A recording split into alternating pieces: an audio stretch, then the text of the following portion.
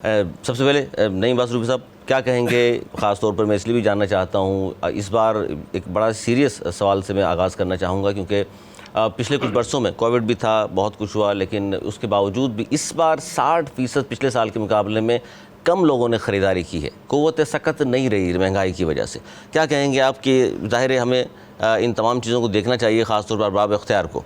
बिल्कुल बिल्कुल, क्योंकि देखिए ये आवाम जो है ना मासूम होती है, और आवाम इतनी, जितना हम समझते हैं ना आवाम तेज़ है, आवाम इतनी, हमारी आवाम बड़ी मासूम है।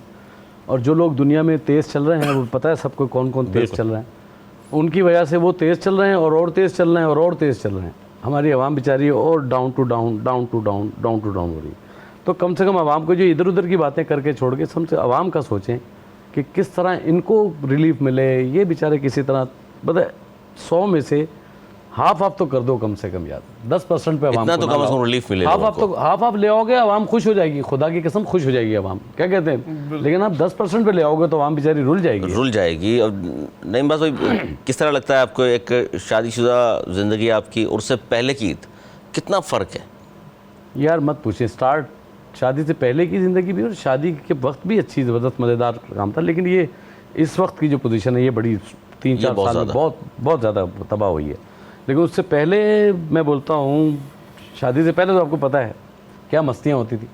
गली में कंचे खेल रहे हैं तो लट्टू खेल रहे हैं, पतंगे उड़ रही हैं, वो दौर पता नहीं कहाँ चला गया। खुदा की कसम वो मस्तियाँ ही कहाँ चली गई नवीद भाई। भाईचारा आपस में, मोहब्बतें दोस्तों की, गलियों में क्रिकेट हो रही है, जहाँ नाइट मैच है, रौनकें, पता नहीं कहाँ चले गई, वो लोग कहाँ चले गए। और सिर्फ उसके जिम्मेदार यही लोग हैं जो आज महंगाई के भी जिम्मेदार हैं। बस महंगाई के जिम्मेदार हैं, उसके यही जिम्मेदार हैं और कोई भी नहीं है। आवाम आज भी यही चाहती है यार, खुशियाँ चाहती है आवाम कहाँ रोती है बेचारी। इतने कोविड में 2 साल गुजरे, आवाम खामोशी से मुंह बंद करके गुजार दी उन्होंने। बिल्कुल मजाक नहीं है वो 2 साल गुजारना, मैं कहता हूँ मजाक नहीं है, खुदा की कसम। बगैर काम किए घर बैठ के एक चून नहीं बोला आवाम ने यार, इतना तो कम से कम उनको ऑनर दो यार। ऑनर भी दें, उनका ख्याल भी करें, और उन्हीं के लिए आप दावे करके जाते हैं असेंबलियों में, पार्लियामेंट में कि जनाब आपके लिए हम बहुत कुछ करेंगे, लेकिन होता इसके बरखिलाफ़ है। ज़ुबैरी साहब क्या कहेंगे? आज ईद का दिन है और आगाज़ किस तरह हुआ आपका, और सुबह से शाम तक क्या कुछ करते रहे आप? निसाबी और गैर निसाबी कहते हैं ना, सरगर्मियाँ क्या थी आपकी? सब बता दूँ? अच्छी बात है, बता दें तो। नहीं, और ये बता भी देते हैं, ये बता भी देते हैं और जो कुछ उन्होंने बताया उसका नजर लाने वाला है, बस चुप हो जाए।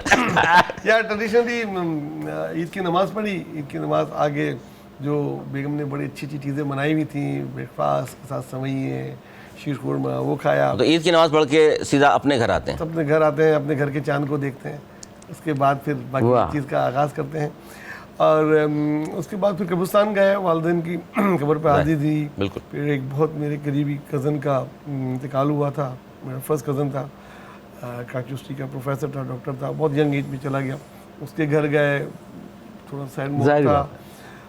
उसके बाद बस फिर वापस आ गए, शाम में ससुराल गए, जो कि बहुत ज़रूरी है, आपको पता है जाना बहुत ज़रूरी है। उधर जाके सबसे ज़्यादा ज़रूरी वो है। सास ससुर को सलाम किया, ईदी मिली, बड़ी खुशी। माशाल्लाह। अब जब कभी ईदी मिल जाती है तो बड़ी खुशी होती है, वरना तो सब छीनने वाले दौर ही ख़त्म हो गया। सही कह रहे हैं।